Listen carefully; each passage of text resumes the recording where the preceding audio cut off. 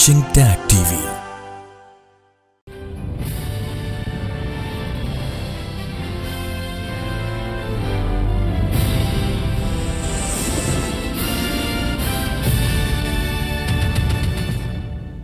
Good evening, welcome to South Asia Newsline. I'm Lipakshi Khurana. Here are the top stories we're tracking for you on Monday, the 24th of December.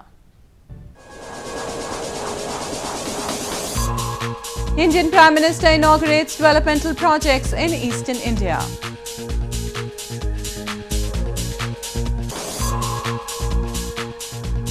Former Pakistani Premier Nawaz Sharif gets 7 years in jail for corruption.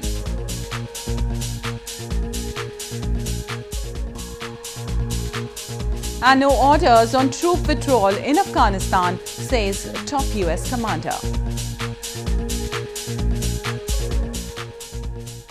And now for all the details. Indian Prime Minister Narendra Modi on Monday inaugurated various developmental projects related to higher education, health, roads and highways worth more than $2 billion in eastern Odisha province. He said the projects are part of his government's vision of making India a technology and startup hub.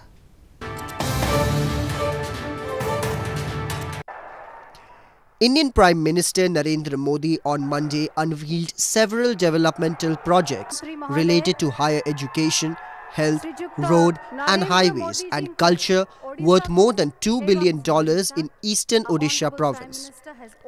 During his day-long visit to Odisha, the Prime Minister dedicated a new campus of Indian Institute of Technology, Bhubaneswar, and inaugurated an ESIC hospital in Bhubaneswar city.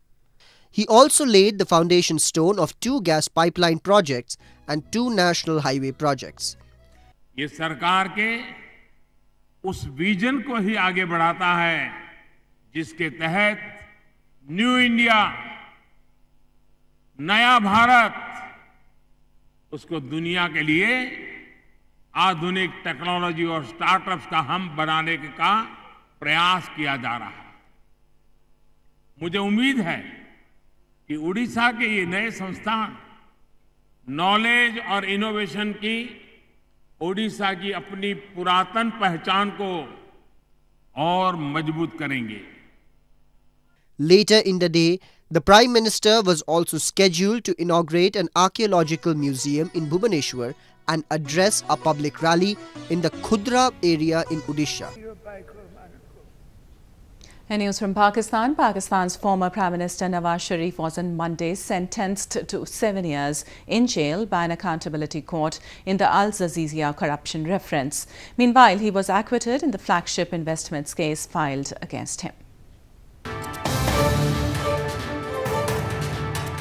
An accountability court on Monday sentenced Pakistan's ousted Prime Minister Nawaz Sharif to 7 years in jail in the Al Jazeera steel mills graft case, while acquitting him in the flagship investments corruption case. The court announced the verdict in the 2 remaining corruption cases against Sharif after reserving the decision last week. In its decision, the court said there was concrete evidence against the 68-year-old former premier in the Al Jazeera reference and that he was unable to provide a money trail in the case, local media reports said. 3 cases, Avonfields Properties case, flagship investment and Al Jazeera steel mills case were launched by the National Accountability Bureau in September 2017 following a judgment by the Apex Court that disqualified Sharif in the Panama Papers case.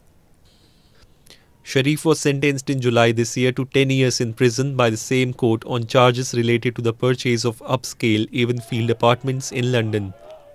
He was released from prison in September pending an appeal. In news from Afghanistan, Afghan President Ashraf Ghani on Sunday nominated AMRULLAH SALEH as Interior Minister and ASSADULLAH KHALID as Defence Minister. Both the new ministers have in the past headed the Afghan Intelligence Agency, National Directorate of Security.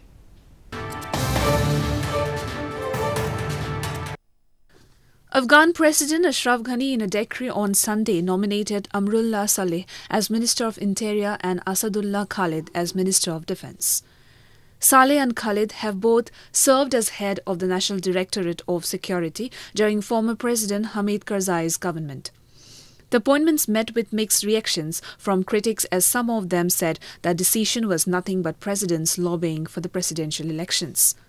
مسئولیت رهبری وزارت دفاع و داخله قابل ای بود که تغییرات به وجود بیاید، ولی این دو شخصیت را در این دو وزارت که جابجا کردن زیادتر معنای این همیده که در بوهای انتخابات اینها بتوانند نقش بهتری به نفع رئیس جمهور کشور.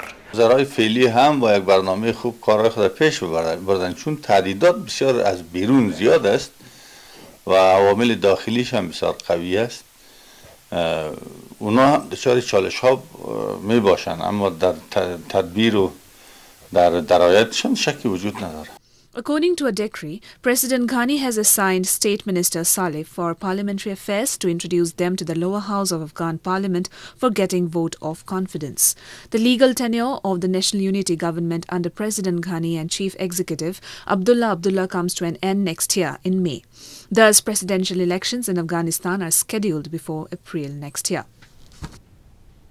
More news from Afghanistan. General Scott Miller, the commander of the US and NATO forces in Afghanistan on Sunday, said the United States will continue to support the Afghan forces and that he has no orders on troop withdrawal. His remarks come amid reports on a possible withdrawal of a significant number of foreign forces from war-ravaged Afghanistan. General Scott Miller, the commander of US and NATO forces in Afghanistan on Sunday, assured that they will continue to support the Afghan forces even if they get an order about the troop withdrawal. Miller's remarks came amid reports on a possible withdrawal of a significant number of foreign forces from Afghanistan, an issue which he termed as rumors.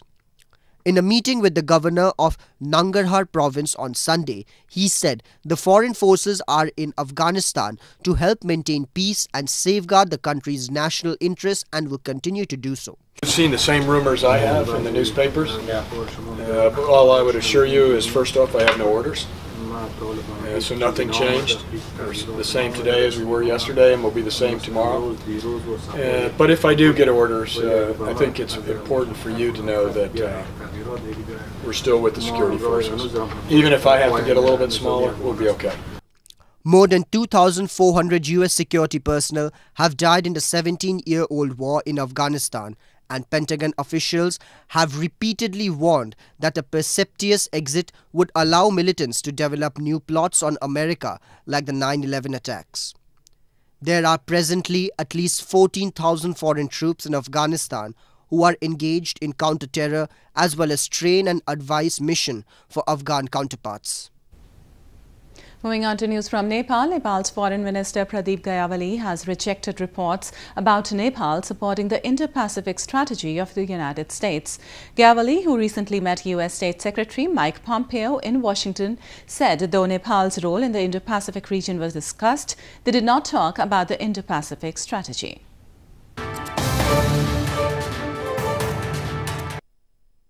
Nepal's Foreign Minister Pradeep Gayawali has outrightly rejected reports about Nepal supporting the Indo-Pacific strategy of the US. Gayawali called a press conference on Sunday and said that though Nepal's role in the Indo-Pacific region was discussed during his recent meeting with US State Secretary Mike Pompeo, they did not talk about the Indo-Pacific strategy. The Foreign Minister also briefed the media about the issues that he discussed with other US officials. The Indo-Pacific strategy has been viewed by many as Washington's way of countering the growing influence of China in Asia. Reports about Gayawali, who represents Nepal Communist Party, expressing allegiance to the US strategy, had raised objections among many party leaders. The Nepali leader claimed that his US visit was successful and that it has taken the Nepal-US bilateral relations to a new height. A 3-day-long electric vehicle exhibition, EV Expo, concluded on Sunday in Indian national capital New Delhi, during which several automakers showcased their battery-driven vehicles. The exhibition was aimed at educating the visitors about the benefits of using electric vehicles.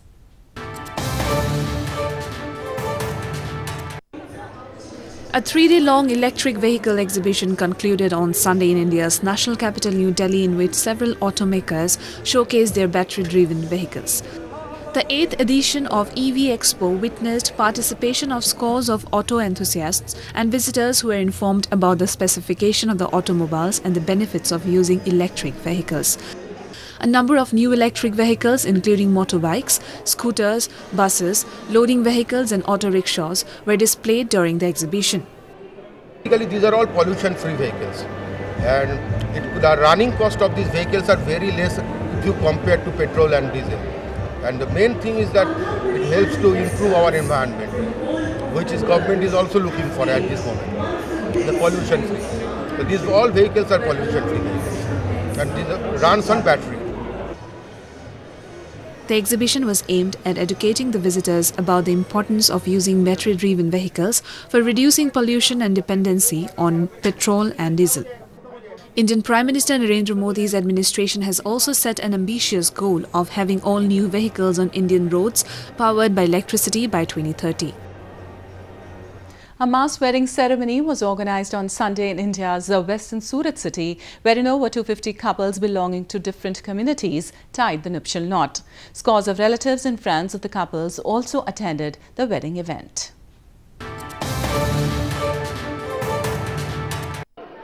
In a gesture that proved to be a life-changing event for many poor couples, a mass wedding ceremony was organized in Surat city of India's western Gujarat province on Sunday.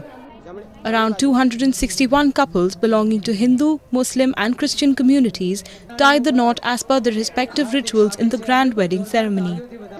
Scores of relatives and friends of the couples also attended the wedding event. The couples belonged to different provinces of the country, including Gujarat, Maharashtra, Uttar Pradesh, Madhya Pradesh, Rajasthan and Karnataka.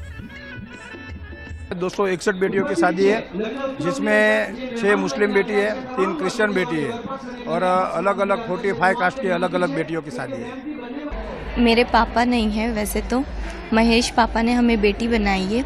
हम मुस्लिम हैं, 6 लड़कियां हम मुस्लिम हैं और वो हिंदू होके भी हमें बेटी बना के हमारी इतनी अच्छी शादी कर रहे हो।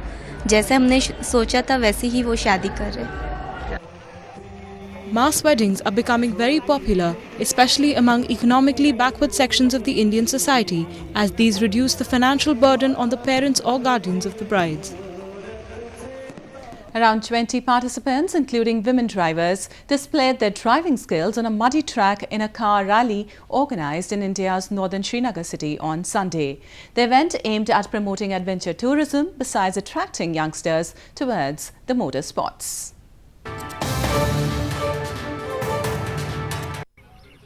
A mud car rally was organized on Sunday in Srinagar city of India's northern Jammu and Kashmir province, in which 20 participants, including women drivers, displayed their driving skills on the muddy track in 40 different races.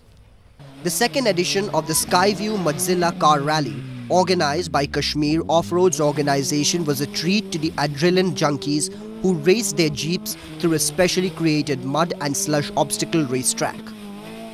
The event was aimed at building a strong community of motorsport enthusiasts and putting Kashmir on the national motorsporting map to promote adventure tourism in the valley. माशाल्लाह अच्छा रहा experience. Track थोड़ा difficult था, bit tricky और skill would matter, तो थोड़ा सा skilfully चलना था। अल्हम्दुलिल्लाह मैं कर पाई।